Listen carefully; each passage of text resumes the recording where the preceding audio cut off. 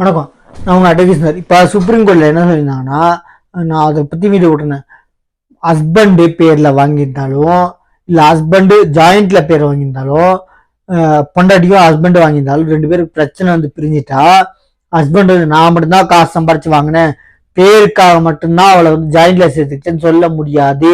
அவங்க வந்து actually supreme court சொல்லியிருக்காங்க, டெல்லி ஹைகோர்ட்டு நிறைய கோர்ட்டில் சொல்லியிருக்காங்க. இப்போ டெல்லி ஹைகோர்ட்டில் ஹஸ்பண்ட் ஒருத்தர் மட்டுமே உரிமை கொள்ள முடியாது. ஜாயிண்ட்ல அவங்க இருக்கும் போது அவங்க சம்பாரிச்சு வாங்கினா சரி. ஏன்னா சுப்ரீம் கோர்ட்லயும் சரி, இன்னும் பல ஹைகோர்ட்லயும் சரி, அவங்க குடும்பத்துக்காக வேலை பார்த்தவங்க, அவங்க வேலை பார்த்து காசு கொடுக்கனாலும் சமைச்சு போட்டிருக்காங்க, வீடை பார்த்துட்டு இருக்காங்க. அப்போ அது மாதிரி நீங்க ஜாயிண்ட்ல வாங்கியிருந்தாலும் சரி, ஜாயிண்ட்ல வாங்கலாம் சரி, பொண்டாட்டிக்கு சக உரிமை இருக்கு அந்த சொத்துல அப்படின்னு இருக்காங்க. அதே மாதிரி பொண்டாட்டி பேர்ல முழுசா இருந்தாலும் புருஷன் உரிமை கோர முடியாது. நான் தான் வாங்கி கொடுத்தேன்னு சொன்னாலும் உரிமை கோர முடியாது.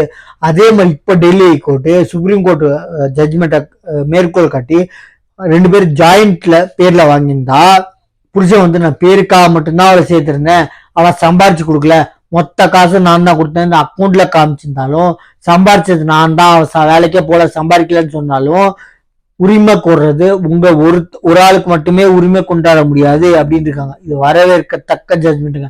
பல ஹைகோர்ட்ல மேற்கோள் காட்டி சொல்லியிருக்காங்க. குடும்பத்தை வீடா பாத்துக்கிறது பொண்டாட்டி. புருஷன் வெளில போய் சம்பாதிச்சுட்டு வந்தாலும் ஜாயிண்ட்ல வாங்கியிருந்தாலும் சரி, அவன் பேர்ல வாங்கியிருந்தாலும் சரி, கொடுக்க வேண்டிய பங்கை கொடுத்தே ஆகணும். அவங்க பேர்ல இருந்தாலும் சரி, உங்க பேருக்கு தனியா உரிமை கொண்டாட முடியாது, அவங்க வீடை பார்த்துருக்காங்க அப்படின்னு இருக்காங்க. இது எக்காரணத்தை கொண்டு உரிமை ஒரு ஆளுக்கு மட்டும் கொண்டாட முடியாது. ஜாயிண்ட்ல வாங்கியிருந்தா எம்பளைக்கு பேருக்கு மட்டும்தான் நேம் கேஸ், ஒரு பேருக்காக மட்டும்தான் ஒரு பேரை சேர்த்துனேன்.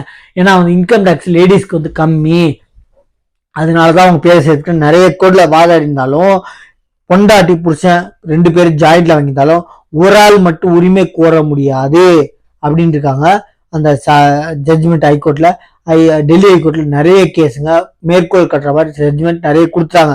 இப்ப நிறைய கேஸ்ல இந்த கேஸ் இல்லாம நிறைய ரேப் கேஸு, வரதட்சணை கொடுமை கேஸு, அதே மாதிரி நம்ம தமிழ்நாட்டுல வந்து கிரிமினல் குற்றம், நம்ம பிரியாணி அபிராமி, அப்புறம் இப்போ ஒரு 2-3 கேஸு அதை மேற்கோள் காட்டி பிரஜ்வல் ரேவண்ணா கேஸு, கர்நாடகாவில் தாவன்கிற ஊர்ல, இந்த மாதிரி நிறைய மேற்கோள் கட்டுற மாதிரி நிறைய கோர்ட்ல கொடுக்க ஆரம்பிச்சாங்க. அதான் சொல்றேன், சட்டங்களும் கடுமையாயிட்டு இருக்கு, தண்டனைகளும் ரொம்ப ரொம்ப கடுமையாயிட்டு இருக்கு.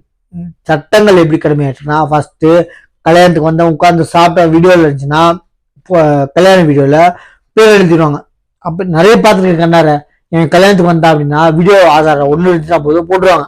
இப்போ கல்யாணம் பண்ண பாவத்துக்கு இது கோர்ட்ல ஒரு ஜட்ஜ் ஒண்ணுதான், கல்யாணம் பண்ண பாவத்துக்கு புருஷன், அந்த புருஷன் பெத்த பாவத்துக்கு அவங்க அப்பா அம்மா இவங்க விட்டு போடுங்க, அதுக்கு விசாரிக்கலாம், தண்டனை இல்லை, எஃப்ஐஆர்ல போடுறதுக்கு மட்டும்தான் இது, பாவம் செஞ்சதுக்கா, நல்லா புரிஞ்சுக்கோங்க.